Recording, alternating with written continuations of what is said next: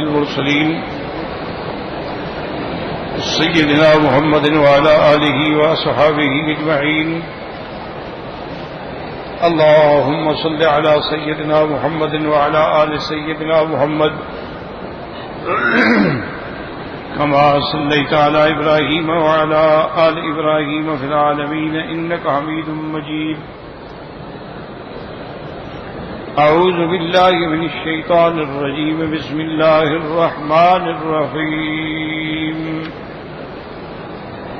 كلا إذا بلغت التراقي وقيل راق وظن أنه الفراق والتفت الساق بالساق إلى ربك يومئذ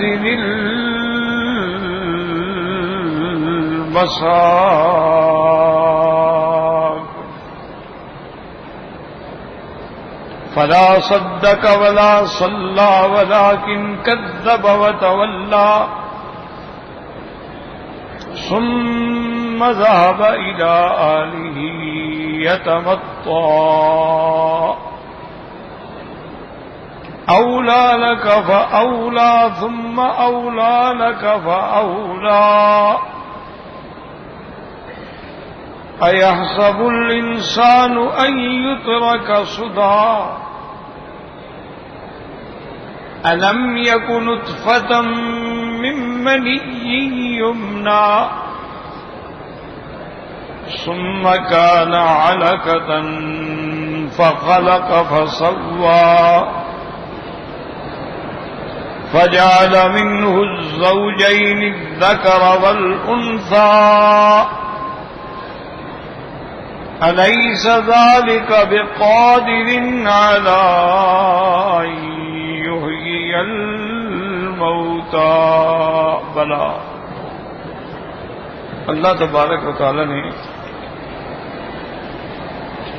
کلام مقدس کی یہ سورت مبارکہ میں جو سورت القیامہ ہے، جیسے آپ پڑھ چکے ہیں، سب سے پہلے تو اللہ نے قسم کھائی قیامت کی، اور قسم کھائی نفس لوامہ کی، جو لفظ لوامہ یعنی ملامت کرنے والا. اس کے بعد سبیل استفہام ہے کہ یا سب الانسانوں کا یہ کافر گمان کرتا ہے کہ لن نجمع عظامہ، ہم اس کی ہڈیوں کو جمع نہیں کر سکیں گے. بلا قادرین، اگر نہیں بلکہ ہم قادر ہیں علی ان نسوی بنانا، کہ ہم اس کے پور جو ہیں ان کو بھی برابر کر دیں. بل یرید الانسان لیفجر امامہ، بلکہ یہ انسان یہ چاہتا ہے کہ اسی طرح اپنے گناہوں میں الجھا رہے، پڑا رہے اور قیامت کا خیال ہی نہ آئے.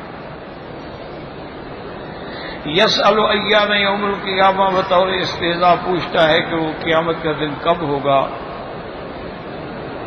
اللہ نے فرمایا فإذا برق البصر، جب آنکھیں چندیا جائیں، وخسف القمر، اور چاند بے نور ہو جائے، وجمع الشمس والقمر، جب چاند اور سورج کو اکٹھا کر دیا جائے، یقول الانسان، اس دن یہ انسان یعنی کافر انسان کہے گا این المفر، کہاں ہے جگہ بھاگنے کی. اللہ نے فرمایا کلا، ہرگز نہیں، جو تم بھاگنا چاہتے ہو لا وزر، کہیں بھی نجات نہیں. الی ربک یومئذ المستقر، اب تم نے رب کے دربار میں ہی جا کے پیش ہونا ہے. ینبأ الانسان یومئذ، اس دن خبردار کیا جائے گا انسان کو جو کچھ اس نے آگے بھیجا اور جو کچھ پیچھے چھوڑا. بلکہ ہر انسان جو ہے اپنے نفس پہ بالکل جاننے والا ہوگا، کیونکہ اس کے اپنے اعضاء بھی گواہی دے رہے ہوں گے. ولو القى معاذیرا، اب وہ لاکھ آزار بیان کرے، عذر پیش کرے، لیکن اللہ کے ہاں اب وہاں کوئی عذر جو ہے اس کا قبول نہیں ہوگا. پھر درمیان میں اللہ تبارک و تعالیٰ نے عظمت وحی کی پیش نظر حضور صلی اللہ علیہ وسلم کو مخاطب فرمایا کہ لا تحرک به لسانک، آپ اپنی زبان مبارک کو بھی نہ حرکت دیا کریں تاکہ تاجر بھی، تاکہ کوئی چیز جلدی سے نکل نہ جائے. یا آپ جلدی کرنا چاہتے ہیں؟ ان علینا جمعہ و قرآن، ہم پر ہماری ذمہ داری ہے قرآن کا آپ کے سینے میں جمع کرنا اور آپ کو پڑھانا. فائدہ کرانا ہو بس جب ہم پڑھیں بدریہ فرشتہ، فتبع قرآن، آپ پوری طرح قرآن پاک کی اتباع کریں، توجہ کریں، قرآن پاک کی طرف غور کریں. ثم ان علینا بیانہ، اس کے بعد پھر قرآن کی جو تفسیر ہے، جو اس کے جزئیات و احکام ہے، وہ بھی ہم آپ کو پڑھا دیں گے. پھر حرف رد آیا، کلا، ایسا ہرگز نہیں، بلکہ یہ کافر جو ہیں اصل میں یہ نہیں کہ ان کو سمجھ نہیں آ رہی، تحبون العاجلہ، تم دنیا کی چیزوں کو، جلدی ملنے والی چیز کو محبوب رکھتے ہو اور آخرت جو ہے اس کو چھوڑ دیتے ہو. یہ محبوب رکھتے ہیں جلد ملنے والی اور چھوڑتے ہیں آخرت. پھر قیامت والے دن احوال جو ہیں وہ دو قسم پہ ہوں گے. سعداء جو ہیں وجوہ یومئذ ناظرۃ، ان کے چہروں پہ رونق ہوگی. الی ربہا ناظرہ، اپنے رب کی زیارت کرنے والے ہوں گے. ووجوہ یومئذ باصرہ، اور کچھ چہرے اس دن بے رونق ہوں گے، اجڑے ہوں گے. تظن ان یفعل بہا فاقرہ، اس کو یقین ہو جائے گا کہ میرے ساتھ ایسا کیا جائے گا کہ اب میری کمر کی ریڑھ کی ہڈی جو ہے اس کو بھی توڑ دیا جائے گا، یعنی مجھ پہ اب عذاب ہوگا. مقصد یہ ہے کہ اب بہت بڑی مصیبت مجھ پہ پڑنے والی ہے. اب جو آج کے سبق میں ہم نے آیات پڑھی ہیں، اب اس پہ آپ غور کریں. فرمایا کلا اذا بلغت التراقی وقیل من راق وظن انه الفراق والتفت الساق بالساق الى ربك يومئذ المساق. یاد رکھیں کہ کلا جو ہے نا، یہ حرف ردع، حرف تنبیہ ہوتا ہے، ایسا ہرگز نہیں جیسا تم خیال کر رہے ہو. اذا بلغت التراقی، اذا بلغت، جب پہنچے، تراقی کہتے ہیں یعنی حلقوم کی جگہ جو ہے، یہ ہڈیاں جو ہے یہ یعنی آپ کے حلق اور آپ کے حنجرہ کے درمیان میں، اس کہتے ہیں تراقی. اذا بلغت، کیا بلغت، کیا پہنچے؟ یاد رکھو یہاں اس کا ذکر نہیں ہے، بلکہ اللہ نے فرما دیا کہ کلا اذا بلغت التراقی. تو اس سے مراد یہ ہے اذا بلغت الروح. اب اس کا ذکر نہیں ہے، لیکن ذکر نہیں ہے لیکن معلوم چیز ہے. جب معلوم ہو تو ذکر کی ضرورت ہی نہیں ہوتی. جیسے اللہ فرماتے ہیں انا انزلناہ فی لیلۃ القدر، ہم نے اتارا کیا؟ تو معلوم ہے کہ قرآن، تو اس لیے چاہے قرآن کا ذکر نہیں ہے لیکن ضمیر جو ہے وہ قرآن کی طرف راجع ہے کہ تاکہ ہم نے قرآن اتارا لیلۃ القدر کی رات میں. اسی طرح اللہ تبارک و تعالیٰ نے فرمایا کہ ما ترک علی ظہرہا من دابۃ، ہاں ضمیر جو ہے وہ زمین کی طرف راجع ہے کہ اگر اللہ تبارک و تعالیٰ ہر گناہ پر ہمیں پکڑ لیں تو پھر زمین پہ تو کوئی جاندار نظر ہی نہ آئے. اس لیے وہاں بھی چاہے زمین کا ذکر نہیں ہے لیکن معلوم ہے. تو جب کوئی چیز معلوم ہو تو ذکر ہو نہ ہو ضمیر اسی طرف راجع ہو. اب چونکہ ذکر آ رہا تھا تو اس لیے یہاں بھی مراد یہ ہے کلا اذا بلغت التراقی، من اذا بلغت النفس اب الروح التراقی. تو یہ مراد سے نفس یا روح ہے جب وہ پہنچے تراقی کا معنی کیا ہے؟ دوسری جگہ موجود ہے قرآن میں فلولا اذا بلغت الحلقوم وانتم حینئذ تنظرون. جب پہنچے روح یا نفس حلقوم میں. لیکن اب اس مسئلے میں، اس آیت میں یاد رکھیں، کوشش بھی کریں سمجھنے کی کہ ایک اشکال ہے. وہ یہ ہے کہ جب روح پہنچے حلقوم میں، یاد رکھو، اب روح جب دل سے نکل جائے اور حلقوم تک آ جائے تو بندہ تو ویسے مر جاتا ہے. کیونکہ اصل موت جو ہے وہ دل کی ہوتی ہے. آپ دیکھیں نا دنیا میں بھی ڈاکٹر دیکھتے ہیں نبض تو نہیں مل رہی، اچھا بھی دل پہ کان رکھتے ہیں، بھی دل کی کوئی دھڑکن سنائی دے رہی ہے. تو جب دل سے روح جو ہے وہ نکلا تو یہاں پہنچا، تو جب نکل کے یہاں آ گیا تو بندے پر تو موت آ گئی. جب موت آ گئی تو پھر اگلی باتیں کون کر رہا ہے؟ بندہ تو مر گیا. وکیل من راک.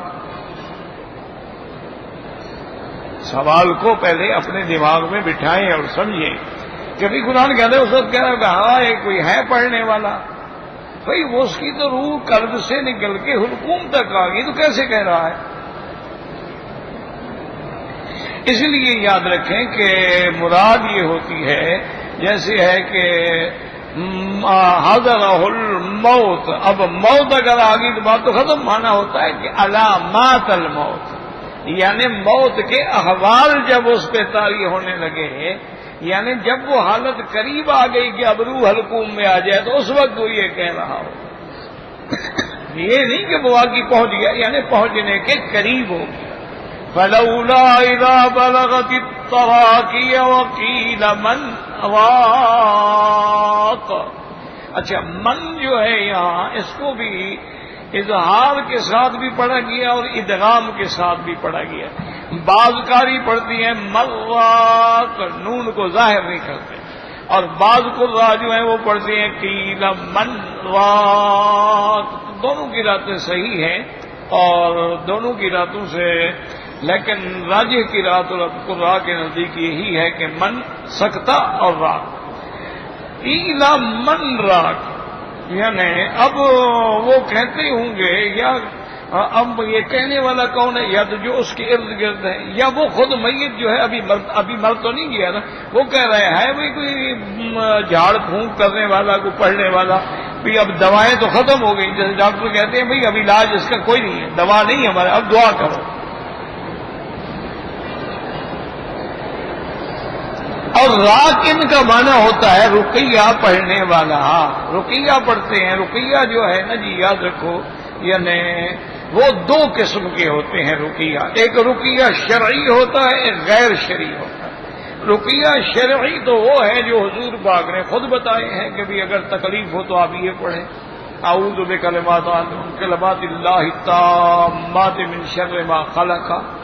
اگر کسی جگہ درد ہے تو آپ نے فرمایا کہ وہاں ہاتھ رکھ لیں اور پڑھیں بسم اللہ اعوذ بعزت اللہ وقدرتہ من شر ما اجد واحاذر.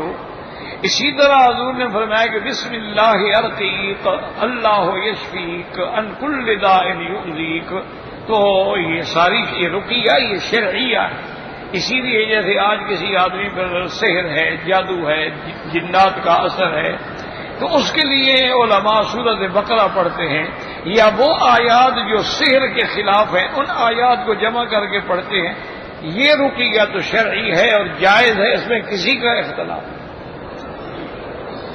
کہ اگر بیماری پہ آدمی مثلا سورۃ فاتحہ پڑھ کے دم کر دیتا ہے، آخری صورتیں جیسے قل اعوذ برب الفلق اور قل اعوذ برب الناس ہے وہ پڑھ کے دم کر کے سارے بدن پہ پھیر دیتے ہیں، آیت الکرسی پڑھ کے آدمی پھیر، تو یہ چیزیں جائز ہیں، اس میں کوئی اختلاف نہیں.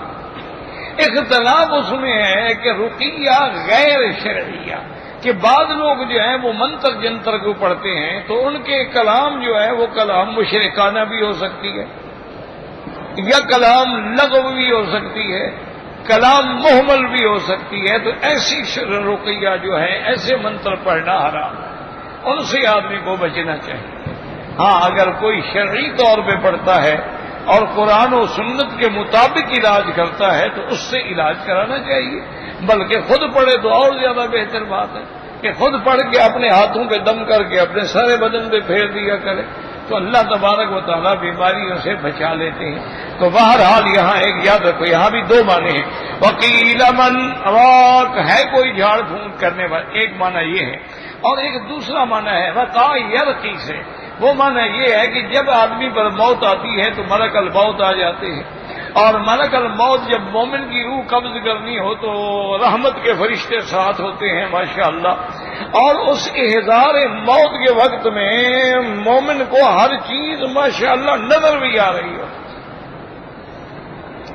جیسے قرآن میں ان الذین قالوا ربنا اللہ ثم استقاموا تتنزل علیہم الملائکہ الا تخافوا ولا تحزنوا وابشروا بالجنۃ التي كنتم توعدون۔ جو لوگ توحید پہ جمے رہے، توحید پہ موت آئی، کلمہ ایمان پہ موت آئی، اللہ کے فرشتے آ جاتے ہیں اور وہ آ کو کہتے ہیں کوئی غم نہ کرو، کوئی ڈر نہ کرو، اور تمہیں مبارک ہو اس جنت کی جو اللہ نے تمہارے لیے تیار کر رکھی۔ تو اس وقت مومن کا بڑا عجیب اطمینان کی کیفیات ہوتی ہیں کہ اس کو وہ رحمت کے ملائکہ کے نظارے جو ہیں وہ نظر آنے شروع ہو جاتے ہیں، وہ دیکھ رہا ہوتا ہے۔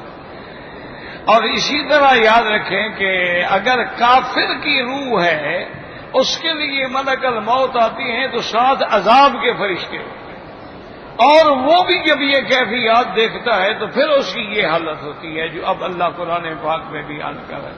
اچھا، اس میں یہ بھی سمجھ لو کہ یہ سارا عالم جو ہے نا جی، یہ سارا عالم مغیبات ہے، اس کو آپ اور ہم نہیں دیکھ سکتے اگر اللہ نہ دکھائیں۔ تو اب مثلا ہمارے سامنے جو میت ہے، اب اگر وہ کچھ دیکھ رہا ہے تو ہم نہیں دیکھ رہے، یہ ضروری نہیں ہوتا ہے کہ ہم بھی دیکھیں، صرف جیسے یوں سمجھ لو کہ اللہ نہ کرے اللہ نہ کرے کسی آدمی پر جن کا اثر ہو نا، کسی کو جن نے پکڑا ہوا ہو تو جب جنات آتے ہیں اس کو نظر آتے ہیں کہ وہ اب آ رہے ہیں، دوسرے آدمی کو نظر نہیں آتے۔ اسی طرح ملائکہ جو ہیں ہم ان کو نہیں دیکھ سکتے لیکن ابلیس نے دیکھ لیا۔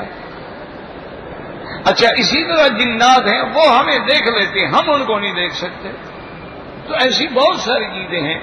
اچھا، اور یہ بھی یاد رکھو کہ کبھی آدمی مومن ہوتے ہیں، اللہ کے ولی ہوتے ہیں، لیکن موت کے وقت تکلیف ہو رہی ہے تو یہ نعوذ باللہ کوئی اللہ کے عذاب کی علامت نہیں ہے، یاد رکھو۔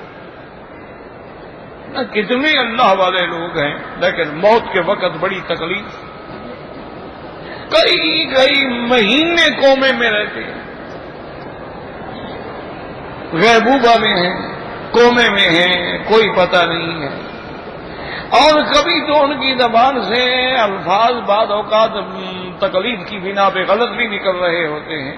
تو یاد رکھیں یہ بظاہر علامات ہیں، اصل معاملہ ان کے روح کے ساتھ ہوتا ہے، اور یہ ظاہری علامات جو ہیں یہ اللہ والوں کے لیے عذاب نہیں، امتحان ہوتا ہے۔ اب جیسے حضور پاک جو افضل الخلق ہیں، ساری مخلوق میں افضل ہیں، لیکن آپ کی موت کے وقت تکلیف تھی، حضور صلی اللہ علیہ وسلم اللہ سے دعا مانگ رہے تھے، اللہم اعنی فی سکرات الموت، اللہم اعنی فی سکرات الموت، یا اللہ سکرات موت میں میری مدد فرما۔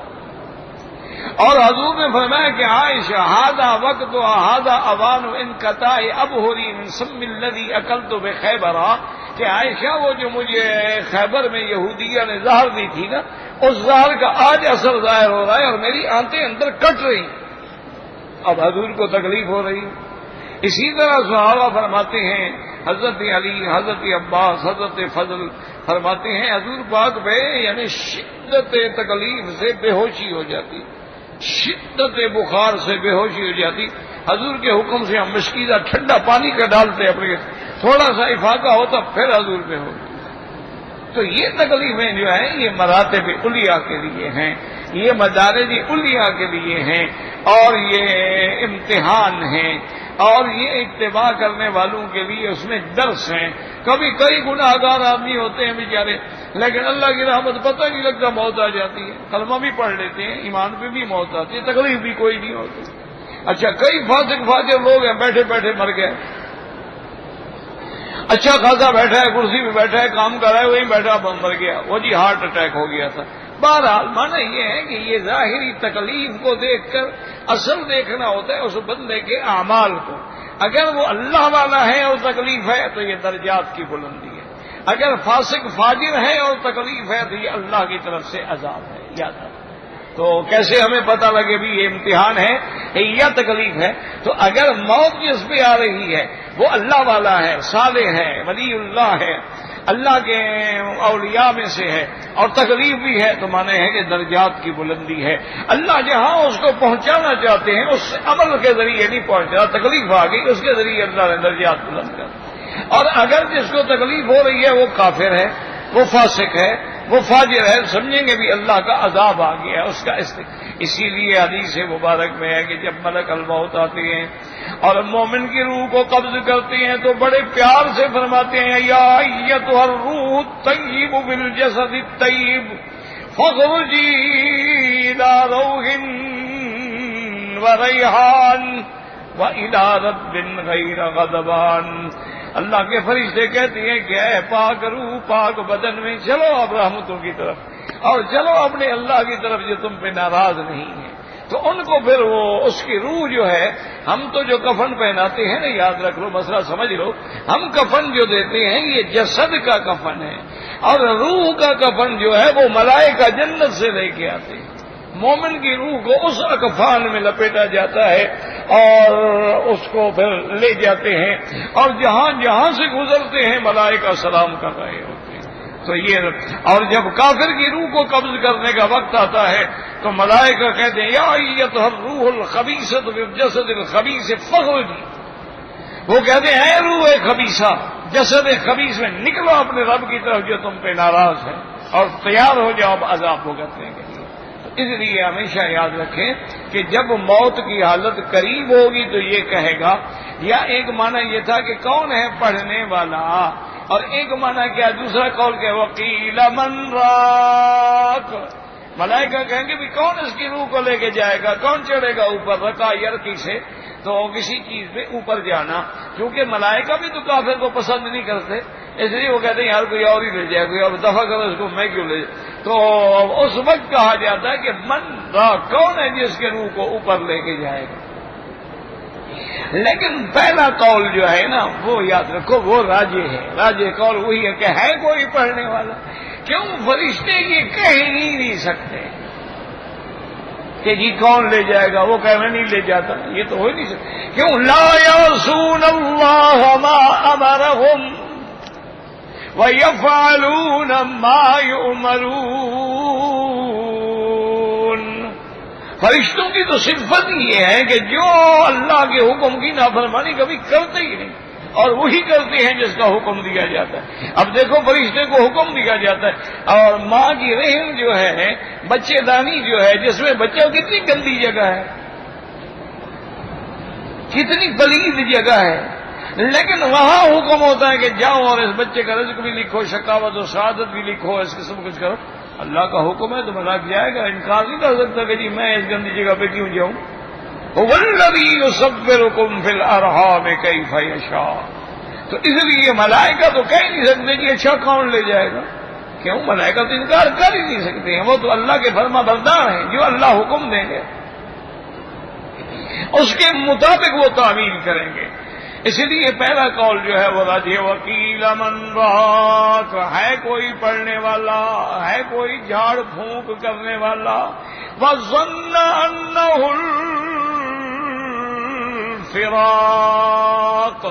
یاد رکھو لفظ ظن ہے، ظن جو ہے یقین کے معنی میں بھی ہوتا ہے، ظن جو ہے گمان کے معنی میں بھی ہوتا ہے، یاد رکھو ظن کبھی یقین کے معنی میں، انی ظننت انی ملاق حسابیہ، یقین کے معنی، الذین یظنون انہم ملاقو ربہم، یقین کے معنی میں، اور کبھی ظن گمان کے معنی میں بھی ہوتا ہے، ان بعد الظن اسم، بعض گمان جو ہے وہ گناہ ہوتے ہیں، ایسے نہ گمان کیا کرو وہ فلاں ایسا فلاں ایسا فلاں ایسا، کیا پتا تمہیں اللہ کے ہاں اس کا کیا مرتبہ ہے۔ اور ظن جو ہے اس کا، تو یہاں جو لفظ آیا وہ ظن انہ الفراق، اب بعض مفسرین نے فرمایا ایقنا، اس کو یقین ہو گیا کہ اب جانے کا وقت آ گیا، اب روح اور جسد کے فراق کا وقت آ گیا، یقین ہو گیا کہ اب اس دنیا کو چھوڑنے کا اور اگلے عالم میں جانے کا وقت آ گیا. یقین ہو گیا کہ اپنی مال دولت اہل اولاد احباب سب کے چھوڑنے کا وقت آ گیا. ظن انہ الفراق یعنی ایقن ایک معنی یہ. اور بعض علماء فرماتے ہیں کہ نہیں، ظن یہاں ظن کے معنی میں ہے، کیونکہ مرنے والا بھی آخر وقت تک اس کو امید تو ہوتی ہے نا کہ شاید بچ جاؤں. کتنے لوگ ہیں کومے میں چلے گئے، ڈاکٹر جواب دے گیا بندہ بچ گیا. تو اس لیے بعض علماء نے فرمایا کہ نہیں، یہ اپنے معنی میں ہے کہ وہ ظنّا اس کو گمانے غالب ہوگا کہ میں جا رہا ہوں لیکن شاید بچ جاؤں، اس لیے لفظ ظنّا ہے. یاد رکھیے، یا تو ظنّا آیا یقین کے معنی میں کہ اس کو یقین ہو گیا ابھی اب ہم نے جانا ہے، یا ظنّا گمان کے بارے میں ہے. اسی لیے شریعت کا حکم ہے ظن غالب. ظن غالب ایک مسئلہ ہے نا فقہا کے نزدیک کہ تم طواف کر رہے تھے، اب تمہیں شک پڑ گیا 6 چکر کیے یا 7، تو اب مسئلہ یہ ہے کہ جدھر تمہارا گمان زیادہ ہے اس پہ عمل کرو. تمہارا گمان زیادہ ہے کہ 7 ہے بس اسی پہ عمل کرو، اور تمہارا گمان زیادہ یہ ہے کہ نہیں 6 ہیں تو پھر 1 کر لو، پورا کر لو. اس کو کہتے ہیں ظن غالب، کہ اپنے غالب گمان پہ عمل کر لو. اندھیری رات ہے، سہرا ہے، نماز پڑھنی ہے، کعبہ شریف کا پتہ نہیں، تو اب ہم تحری کریں گے، کوشش کریں گے، غور کریں گے، سوچیں گے کہ یار مشرق کدھر ہے، مغرب کدھر ہے، شمال کدھر ہے، جنوب کدھر ہے، یار وہ دیکھو قطب ستارہ کدھر ہے، اور یار کعبہ ادھر ہوگا، اور اپنے اس گمان غالب پہ عمل کر لو. اب نماز پڑھ لی، جب سورج نکلا پتہ لگا کعبہ تو ادھر تھا، اللہ فرماتے ہیں قبول ہے. تم نے اپنے گمان غالب پہ عمل کیا ہے تو ہم نے تمہاری نماز قبول کر لی ہے، چاہے تم نے غلط پڑھی ہے لیکن تمہاری کوشش کی، تم نے کوشش کر لی.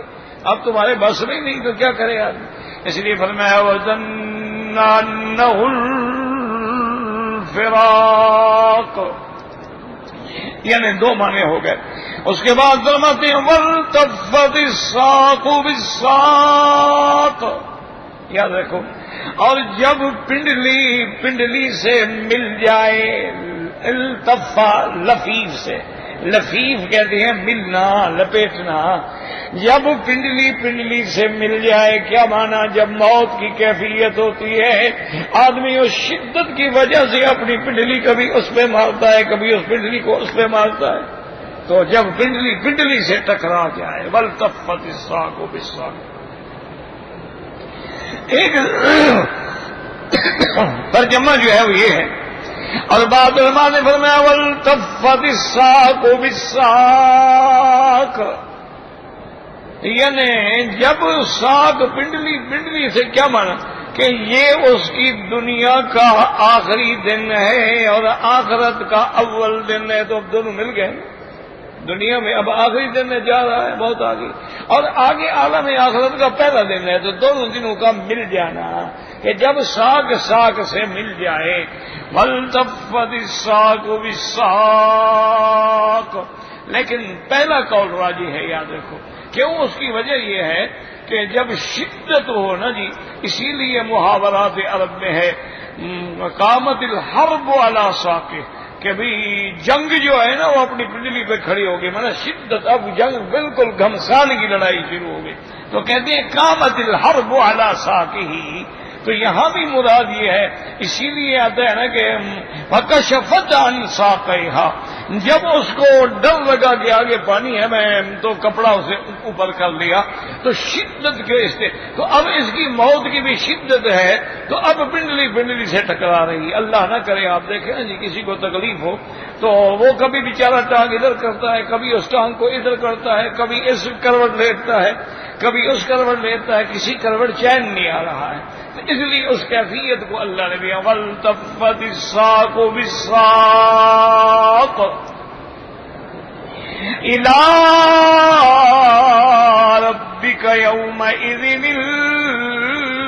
المساق. اے بندے اب وہ وقت آ گیا تیرے رب کے پاس جانے کا وقت آ گیا. اب آ گیا ہے وقت تو اس لیے اس کے آنے سے پہلے تیاری کرو. اسی لیے حکم ہے کہ توبہ کیا کرو, کثرت سے توبہ کیا کرو. یا ایھا الذین آمنوا توبوا الی اللہ توبۃ نصوحا. اور توبۃ نصوحا کا کیا معنی ہے؟ ایک توبہ کرنے کے بعد اس گناہ کو پھر کبھی نہ کریں, اس کو کہتے ہیں توبۃ نصوحا. اسی لیے حکم ہے کہ صلو قبل الفوت وتوبوا قبل الموت. نماز کو وقت جانے سے پہلے پڑھ لو, یہ نہ ہو کہ وقت چلا جائے اب آگے السلام علیکم جی نماز پڑھ لیں. اور توبہ بھی موت سے پہلے کر لو. موت کے وقت کرو گے تو کیا فائدہ ہوگا؟ بلکہ اذا بلغت الشمس اذا طلعت الشمس من مغربها اغلقت ابواب التوبۃ. جب سورج مغرب سے طلوع کرے گا تو توبہ کے دروازے بند ہو جائیں گے, پھر توبہ قبول ہی نہیں ہوگی. اس لیے توبہ جو ہے کر لیں جتنا ہو سکے. اچھا ایک دفعہ گناہ ہو گیا توبہ کر لی, توڑ بیٹھے ہو پھر بھی توبہ کر لو. اگر کافر ہے, مشرک ہے اور بت پرست ہے, قبروں کا پجاری ہے, پھر بھی توبہ کر لو, کیونکہ ابھی تمہارے پاس وقت ہے. اور جب آدمی توبہ کرتا ہے تاب اللہ علیہ, اللہ اس کی توبہ کو قبول فرما لیتے ہیں. 70 سال کی زندگی گناہوں میں گزر جائے لیکن جب توبہ کرتا ہے تو اللہ سارے گناہ معاف کر دیتے ہیں. التائب من الذنب کمن لا ذنب له. تائب کی پھر ایسی حالت ہو جاتی ہے جیسے اس سے کبھی گناہ ہوا ہی نہیں, اور گناہ کو اللہ مٹا دیتے. اس لیے یہاں بھی اللہ تبارک و تعالی نے حکم فرمایا کہ اب تیرے رب کے پاس جانے کا وقت آ گیا. لیکن بندے اس کا حال کیا ہے؟ فلا صدق ولا صلی. یہ کافر کے بارے میں ہے, اس کے احوال کے بارے میں ہے کہ یہ بدبخت نہ اصول کو مانتا تھا نہ فروع کو مانتا تھا. یعنی فروع کیا ہے کہ نماز نہیں پڑھتا تھا, خیرات نہیں کرتا تھا, اور اصول کا مخالف ولکن کذب وتولی, لیکن اللہ کے دین کی تکذیب کرتا تھا اور پیٹھ دے کے چل پڑتا تھا. تو اللہ نے فرمایا اس لیے آج یہ کیفیت ہو رہی ہے. اسی لیے بعض علماء کہتے ہیں کفار سے فروع کے بارے میں بھی سوال ہوگا جیسے اصول کے بارے میں سوال ہوگا, تو فروع کے بارے میں بھی سوال ہوگا. اور بعض علماء فرماتے ہیں چونکہ نماز جو ہے یہ ایمان کی علامت ہے, اللہ کے راستے میں خرچ کرنا جو ہے یہ ایمان کی علامت ہے. وَمِمَّا رَزَقْنَاهُمْ يُنْفِقُونَ. اللہ نے جو رزق دیا ہے اس کو اللہ کے راستے میں خرچ کرتے ہیں. کذب وتولی, کذب تکذیب کی, اور وتولی مانا وہ رخ پھیرا, پیٹ پھیر کے چل پڑا. بعض علماء نے لکھا ہے کہ یہ واقعہ بے عین ہی ابی جہل کے ساتھ ہوا. حضور صلی اللہ علیہ وسلم نے فرمایا کہ ابی جہل اللہ سے ڈرو, اللہ کے قہر سے ڈرو, اللہ کے عذاب سے ڈرو, یوم قیامت سے ڈرو, عذاب جہنم سے ڈرو. تو کھڑا ہو گیا بدبخت, کہتا ہے کیا تو حد نہیں مجھے ڈراتے ہو؟ انا اعز ھذا الوادی, اس وادی کا سب سے بڑا عزت والا شخص میں ہوں, تو مجھے ڈرانا چاہتے ہو؟ میں نہیں مانتا نہ قیامت کو, نہ جہنم کو, نہ آگ کو, نہ نار کو, نہ خدا کو, نہ تمہاری شریعت کو. یہ کہنے کے بعد پیٹھ موڑ کے بڑے اکڑ کے چل پڑا. تو حضور کی زبان مبارک سے اسی وقت یہ لفظ نکلے. بعد نے فرمایا کہ اللہ کی القاء سے نکلے ہیں. آپ نے فرمایا اولا لک فاولا, کہ ابو جہل ہلاکت ہو تیرے لیے, اولا ثم اولا لک فاولا, ہلاکت ہو تیرے لیے. 2 دفعہ کیوں آیا؟ یعنی دنیا میں بھی تیرے لیے ہلاکت اور آخرت میں بھی تیرے لیے ہلاکت. اس لیے پھر اللہ نے بھی قرآن پاک میں وہی آیات میں عین ہی نازل فرما دی جو اس حالات میں پیش آئی تھی. اسے فرمایا فلا صدق ولا صلی ولکن کذب وتولی ثم ذهب الى اهله يتمتع, اور پھر اپنے گھر کی طرف چلا, اکڑ کے چلنے والا. یتمتع کہتے ہیں اختیار, تکبر سے، جیسے متکبرین دیکھا نا آپ نے کیسے اکڑ کے چلتے ہیں، تو متکبرین اور متواضعین جو ہوتے ہیں وہ ہمیشہ نیاز مندی سے چلتے ہیں، وہ قصر نفس سے چلتے ہیں. اسی لیے ان اللہ لا يحب كل مختال فخور، اللہ تبارک و تعالیٰ کر کے چلنے والے اور فخر کرنے والے جو ہیں ان کو پسند نہیں فرماتے ہیں. تو اللہ تبارک و تعالیٰ سے دعا کریں کہ اللہ تبارک و تعالیٰ ہر مسلمان کا خاتمہ ایمان پہ فرمائیں اور موت کا وقت جو ہے وہ آسان فرما دیں. اس لیے ایک دعا میں یہ بھی آیا ہے کہ حسبنا اللہ عند الموت، حسبنا اللہ عند القبر، حسبنا اللہ عند المصائب، حسبنا اللہ عند السؤال، حسبنا اللہ عند الصراط، حسبنا اللہ عند المیزان، حسبنا اللہ عند الجنة والنار، حسبنا اللہ عند اللقاء، حسبی اللہ لا الہ الا ھو علیہ توکلت والیہ انیب. تو یہ پڑھا کریں، اللہ آسان فرما دے. زیادہ نہ ہو تو حسبنا اللہ ونعم الوکیل اتنا پڑھ لیا. حسبی اللہ لا الہ الا ھو علیہ توکلت وہو رب العرش العظیم. یہ بھی یاد ہو تو حسبی اللہ حسبنا اللہ جتنا یاد ہو سکے وہ پڑھ لیا. کہنا ہے جی کہ اہل حدیث کا نام کس نے رکھا ہے تو ان سے پوچھو، مجھے کیا پتا. نہیں، نام جنہوں نے رکھا ہے ان سے پوچھو، مجھ سے کیوں پوچھتے ہو؟ بہرحال میں آپ کو یقین دلاتا ہوں کہ میں نے نہیں رکھا. باقی اس سوال کا تعلق ان کے ساتھ ہے، میرے ساتھ تو نہیں ہے. ہر بات یہ تو نہیں ہے کہ مجھ سے پوچھو.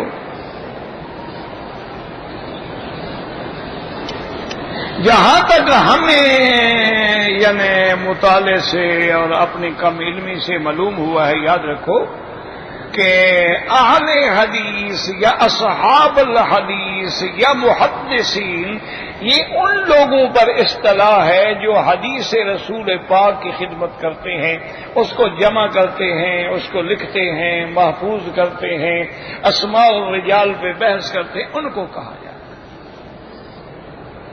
باقی یہ کوئی یہ نہیں ہے کہ بھئی کوئی الگ فرقہ ہے. تمام ائمہ اربعہ جو ہیں وہ بھی سارے ہیں الحمدللہ اصحاب حدیث میں سے، کیونکہ ان کا جو مسئلہ ہے یہ تو اب ہم لوگوں نے مشکل مصیبت ہو گئی نا جی کہ مختلف نام رکھ لیے ہیں. ورنہ تو ایک آدمی ہے، پہلے بعض لوگ جو تھے وہ قرآن پاک سے تو اصحاب القرآن کہلاتے تھے، اہل القرآن کہلاتے تھے. جیسے یا اہل القرآن اوترو، اے قرآن کے حافظوں وتر پڑھا کرو، رات کو نماز میں قرآن پڑھا کرو، تو ان کو آپ نے اہل القرآن فرما دیا. اور ہمارے حضرات کا جو سلف و خلف سے لقب ہے وہ ہے اہل السنت والجماعہ، کیونکہ حضور نے ہمیں یہی حکم دیا ہے کہ علیکم سنتی وسنت الخلفاء الراشدین، اور حضور نے ہمیں حکم دیا علیکم بالجماعہ فمن شد شد فی النار. تو اس لیے نام ہو گیا اہل السنت والجماعہ. باقی کوئی نام آج کل تو کئی چیزیں ہوتی ہیں، لیکن اگر آپ کو اس میں کوئی اشتباہ ہے تو پھر ان سے پوچھیں، یہ سوال ان سے تعلق رکھتا ہے. خانہ کعبہ کا غلاف پکڑ کر دعا کرنا بالکل کہیں بھی ثابت نہیں، نہ تو حضور صلی اللہ علیہ وسلم سے ثابت ہے اور نہ کسی صحابی سے ثابت ہے. صرف ایک مقام ہے ملتزم، یعنی حجر اسود سے لے کر کعبۃ اللہ کے دروازے کی چوکٹ جو ہے اس کے درمیان میں جو جگہ ہے وہاں غلاف بھی نہیں ڈالا گیا. اس کو کہتے ہیں ملتزم. وہاں جا کے دعا مانگنا یا سینہ لگانا یہ جائز کہ وہاں موقع مل جائے سینہ لگا لو، ہاتھ اونچے کر لو، کوئی بات نہیں.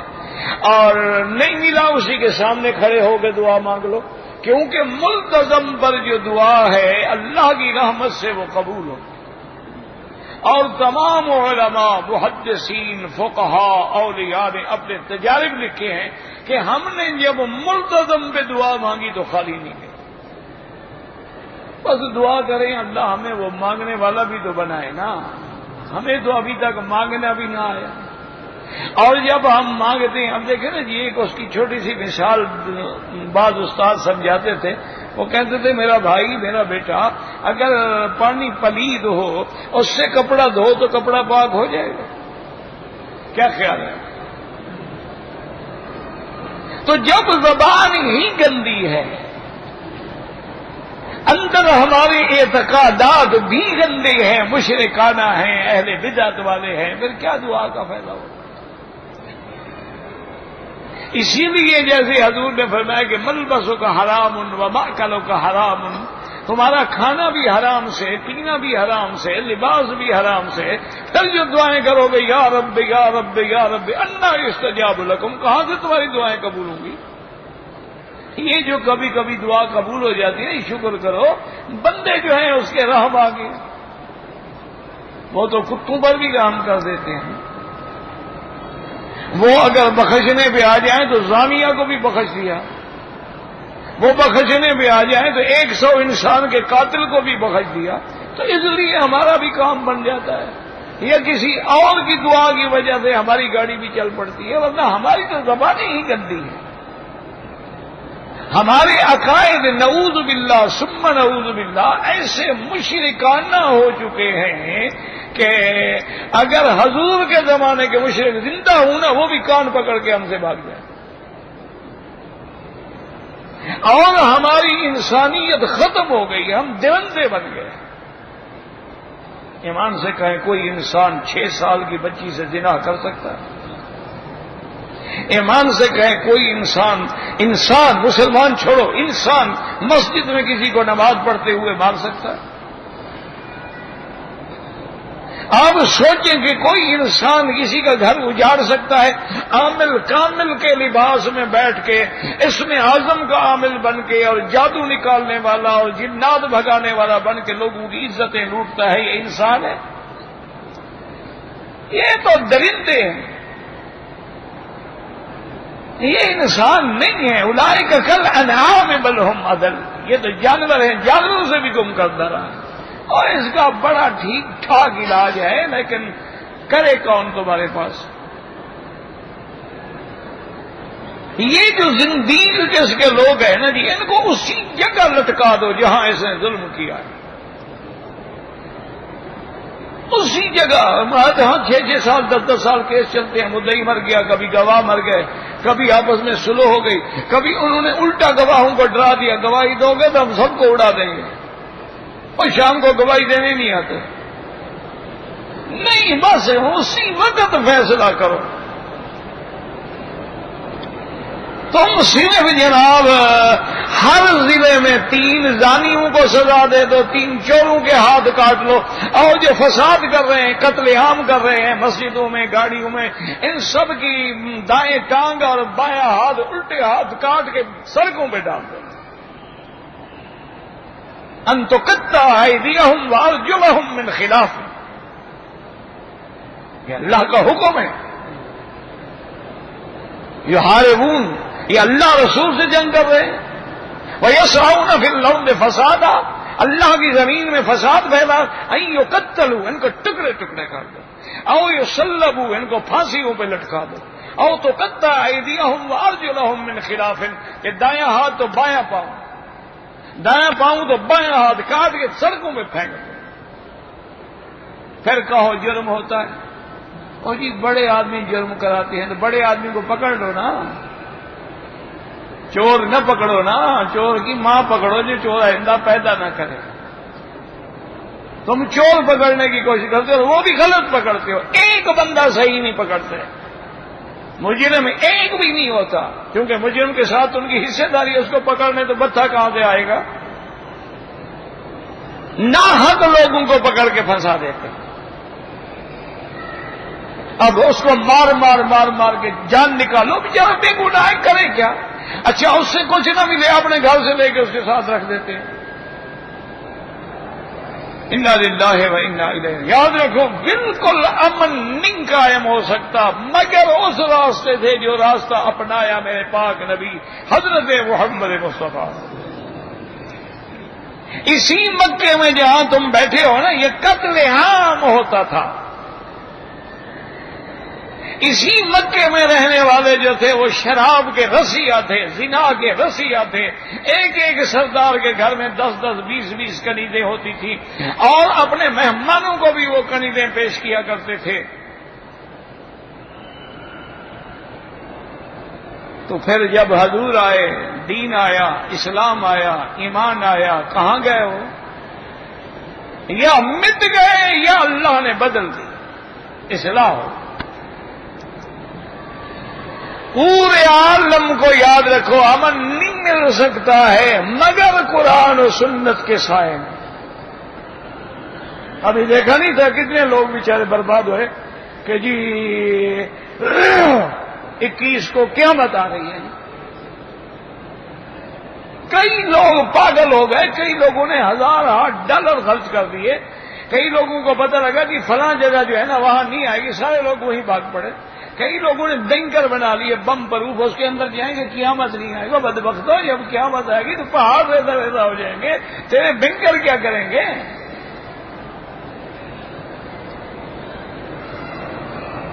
فَإِذَا نُفِخَ فِي الصُّورِ وَدُكَّتِ الْأَرْضُ وَجُمِعَتِ الْأَرْضُ وَالْجِبَالُ وَدُكَّتِ الْجِبَالُ دَكًّا۔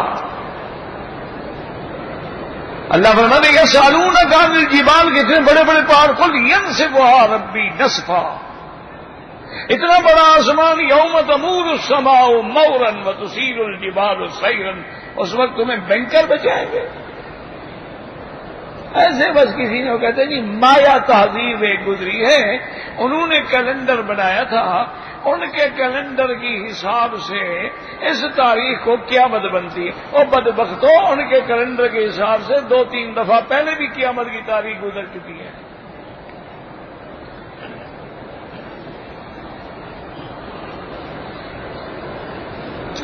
حضور پاک کی مسجد میں 40 نمازیں پڑھنا بہت بڑی فضیلت ہے۔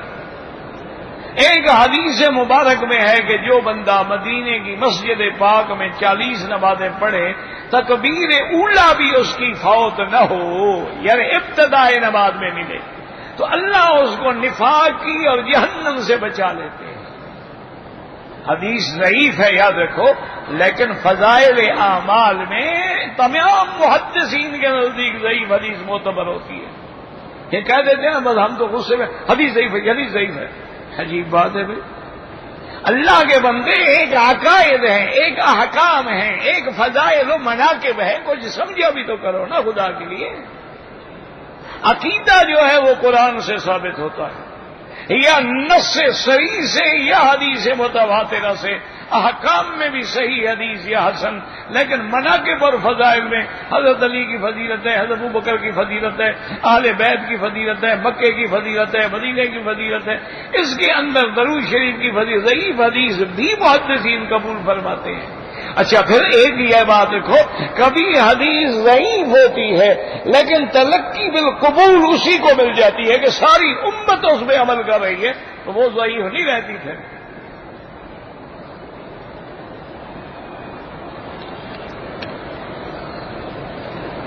کہتے ہیں تقلید کیا ہے؟ کسی عالم سے سوال کر کے اس پہ اعتبار کر کے عمل کرنا، یہ تقلید ہے۔ واجب ہے، جاہل کے لیے واجب ہے۔ جو آدمی مسئلہ نہ جانتا ہو پوچھے گا تو کرے گا۔ ایک آدمی کو نماز نہیں آتی، کیا کرے؟ لازم کسی سے پوچھے گا، جب پوچھے گا سمجھے گا، یہی تقلید ہے۔ تو اس لیے یاد رکھو کہ صحابہ کے زمانے سے لے کر آج تک 2 ہی آدمی ہوتے ہیں، یا مجتہد ہوگا یا مقلد، یا تو وہ خود درجہ اجتہاد کا آدمی ہے، اس کو ضرورت ہی نہیں تقلید کی، کیوں تقلید کرے؟ اگر وہ نہیں ہے تو پھر کسی مجتہد کے مسئلے پہ عمل کرے گا۔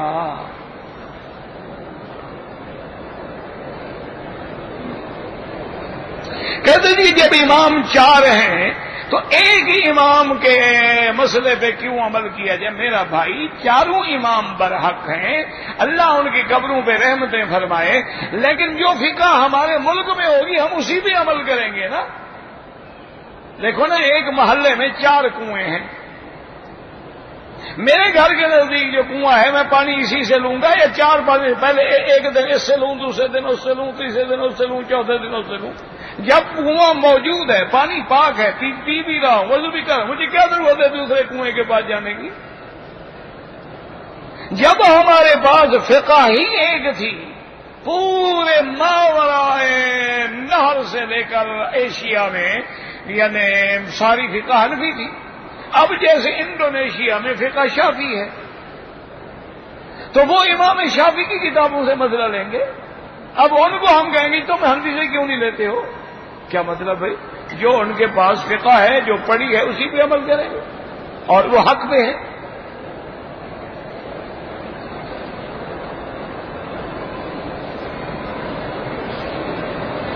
کہتے جی کہ امام ابو حنیفہ کے رحمت اللہ علیہ کے کسی مسئلے میں ہم امام مالک یا امام شافی کی تقلید کر سکتے، اگر ان کی فقہ میں اس کا حل نہ ہو تو کر سکتے، لیکن یہ فیصلہ کون کرے گا؟ چٹ لکھنے والا کرے گا، جس کو چٹ لکھنا نہیں آتی، یہ فیصلہ کرے گا کہ کس کا قول راجح ہے۔ یہ فیصلہ بھی تو پھر علماء ہی کریں گے نا، کہ بھی کسی مجتہد کے راست میں لیں۔ اب جیسے دیکھو نا کہ حج میں مینا کا قیام جو ہے وہ حنابلہ رحمہم اللہ کے نزدیک واجب تھا، کہ وہاں راتیں گزارنا واجب ہے، یعنی نہ گزارو دم پڑ جائے گی۔ لیکن امام ابو حنیفہ رحمۃ اللہ سنت تھا کہ گزارے کا ثواب ہے لیکن دم نہیں پڑتی۔ اب انہوں نے اسی پہ عمل کر لیا، کوئی بات نہیں، کیونکہ وہ علماء ہیں، حیا کبار العلماء ہیں، علماء کا اجتماع ہوتا ہے، ان کی باقاعدہ مجمع الفقہ الاسلامی ہے، اس میں ساری دنیا کے علماء فقیہ جمع ہوتے ہیں اور مشکل مسائل کا حل کرتے ہیں۔ ہم بھی یہی کہتے ہیں کہ اگر حل نہیں مل رہا، دوسری جگہ علماء متفق ہو گئے، جیسے زوج مفقود الخبر میں ایک آدمی ہے، عورت ہے، اس کے خامد کی پتہ کوئی نہیں، تو اس میں امام مالک کے قول پہ عمل کر دیا، کوئی بات نہیں۔ کیوں؟ امام صاحب بڑے سخت ہیں، وہ کہتے ہیں اگر کسی عورت کا خامد گم ہو جائے تو وہ عورت 80 سال تک انتظار کرے۔ مانا کیا ہے کہ مر جائے، بس مانا یہ ہے نا۔ امام مالک فرماتے ہیں 3 سال کافی ہے، لیکن اگر 3 سال انتظار کرنے کے بعد نکاح فسخ ہو گیا، 4تھے سال خامد صاحب تشریف لے آئے، پھر کیا کرو گے؟ اس کا بھی تو کوئی حل بتاؤ نا۔ اب وہ کیا کرے؟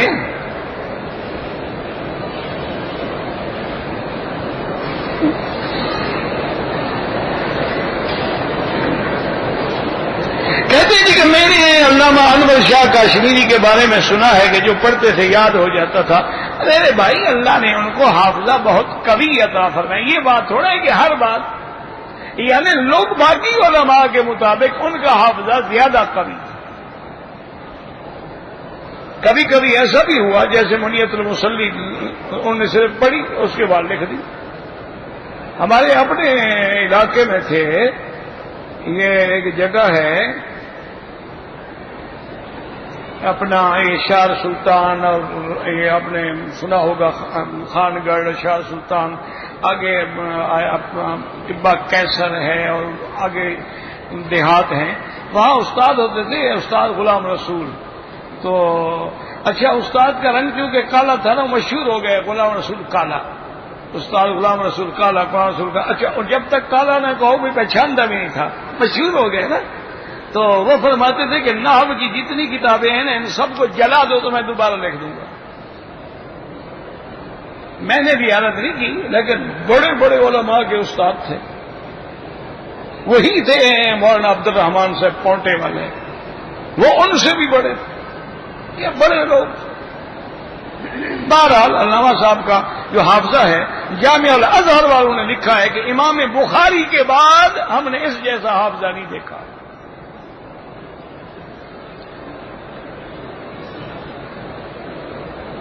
میں نے اپنے ایک آدمی کا احرام لے کے عمرہ کیا ہے، تو کیا حل دیا؟ چوری کیا تھا یا مانگ کے لیا تھا؟ اگر مانگ کے لیا ہے تو کیا حل دیا بھائی؟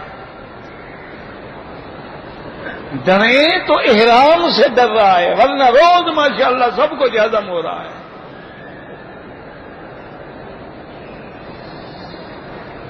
میں نے اپنی بچی کا نام نسمہ رکھا ہے، ٹھیک ہے، ہر بچی نسمہ ہی ہوتی ہے نا، نسمہ کہتے ہیں تازہ روح پڑنے کے بعد جو کیفیت ہوتی ہے نسمہ، بسمہ، نسمہ، رسمہ، آج کل تو چشمہ، کیا کیا نام ہے، بہرحال کوئی مسئلہ نہیں، لیکن اسلامی نام نہیں ہے۔ موبائل فون پر نکاح جائز ہے، بالکل حرام ہے۔ نکاح کے لیے ضروری ہے کہ دونوں ایک جگہ موجود ہوں، اگر نہ ہوں تو ایک کا وکیل شرعی ہو۔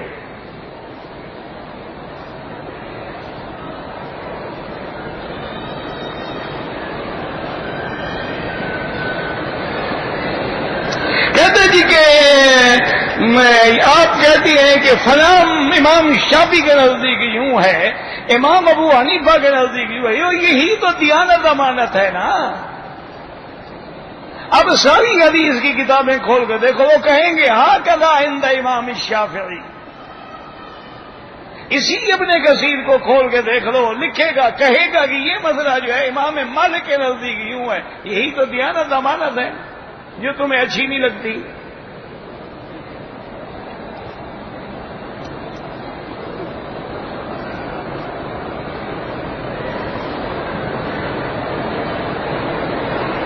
کہتے جی کہ ایک نوجوان آدمی ہے، شادی بھی کرنا چاہتا ہے، ماں کو حج پہ بھی بلانا چاہتا ہے، بھائی ماں تو غریب ہے نا، اس پر حج فرض نہیں ہے، اپنے آپ کو گناہوں سے بچاؤ، شادی تو کرو، پھر انشاءاللہ بیوی کو لاؤ گے، ماں ویسے ہی بھول جائے گی، پھر ماں کو کون یاد کرتا ہے جی۔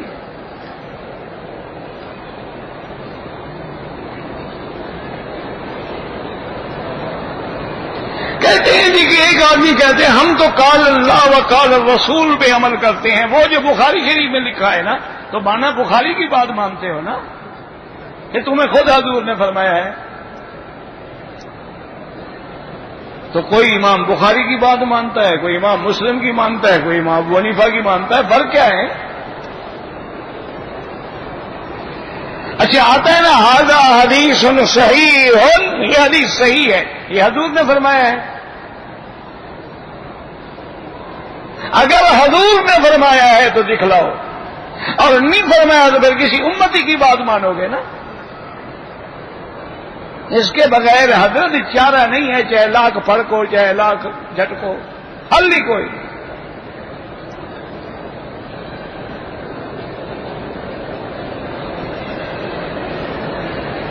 کہتے ہیں جی کہ اللہ تبارک و تعالیٰ نے، ایک شیعہ کہتا ہے کہ جب زمین کو بچھا رہے تھے نا تو زمین بچھ نہیں رہی تھی، انکار کر دیا، تو پھر زمین نے کہا کہ علی کا نام لکھو تو تب میں بچھوں گی۔ ماشاءاللہ، اچھا خدا ہے جس کا کہنا نہیں چلتا اور علی کا چلتا ہے،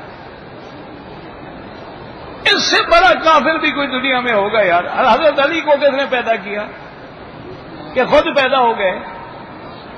ہاں جی، اچھا پیدا سے پہلے جب زمین بچھائی جا رہی تھی تو حضرت آدم کا بھی وجود نہیں تھا، تو علی کہاں سے آ گئے کہ نام لکھا گیا؟